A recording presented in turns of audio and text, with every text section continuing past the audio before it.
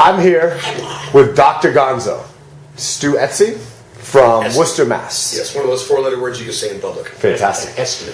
So thanks, Stu, for being here, or Doctor, if you Thank prefer. you, Joe, for being here in the Emporium today.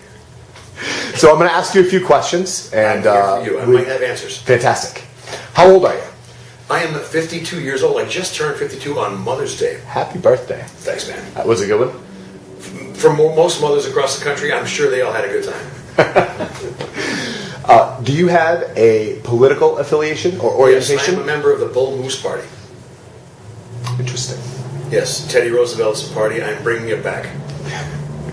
Do you have a religion or religious affiliation? Yes, I'm an Eastern Orthodox Unitarian. You get the big hats, they get the incense balls, the big beards, and anything goes. What is your job title? I am the founder and CEO of Dr. Gonzo's Uncommon Condiments, and you are currently sitting in the world headquarters. And I just had some of your delicious product. You're just saying that because you like me. Well, also because you threatened me if I didn't say it on the video. That's right. Remember, no interviewers were harmed in the making of any of our products. Stu, what would you say your role is in this community? And that could be as a business or as a person. I am actually a street sweeper. I am a dishwasher. I am a entrepreneur. I'm a musician. I am I don't know. I make people giggle. I suppose people say, "Do you do stand-up comedy?" No, I'm usually too tired. I usually lay down in the evening, and women just kind of point and laugh at me. Tell us, what is your personal relationship with your local independent community? Well, I've always felt that large chains weren't the way for me.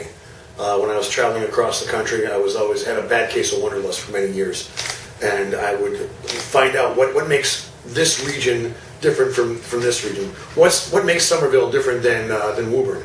It was always about what makes one region unique. So that's a lot of what I'm doing here has to do with that. Be it the ingredients I'm using, the flavors I'm mixing together. So if it wasn't for local, I wouldn't be doing this. I try to utilize as many local t-shirt vendors, artists, musicians. What we're doing here is a mismatch of a lot of things. Do we sell condiments here? Yes. But we're also putting out YouTube videos. We're also selling a line of durable wear to tickle your fancy, as it were. We're also having a limited runs of fantastic posters for people to purchase. And it's kind of like Ashbury meets the new millennium. Wow, great. Yes. So you're going to love this question. Bring it on, brother. If your local independent community were an animal, what animal would it be and why? Let's see. I would say a zebra. Okay. Now, when they're running in a herd, they're hard to distinguish one from the other. But when you stick them out by himself, very, very visible. They're much more effective as a herd, though. Great, great. Okay. What one independent local business would you miss the most if it no longer existed in your community? Mine. Present company excluded. Oh man, you didn't tell me you were hitting me with singers. Can I treat him as a hostile witness? Take the fifth. Armsby Abbey /Dive. You support. He's bringing in fantastic food, slow food, winning all sorts of great awards. He's changing the palates of everybody in Central Massachusetts. He's supporting local artists, local musicians. I would say if Alec Lopez was not here, I'd miss him terribly, man. Great. So, you know what project we're working on. You know how we're going to display it, I think. Many people and organizations will interact with this project in many different ways. Yes. Clearly, you're an entrepreneur. I would also call you, as a successful business person, an organizer. So what one lesson from your entrepreneurship or organizing would you share with the people who might interact with this project? Make sure it's customer-centric.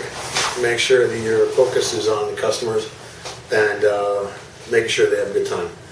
Charlie Doe of Pub 99 had a quote that I repeat often to myself.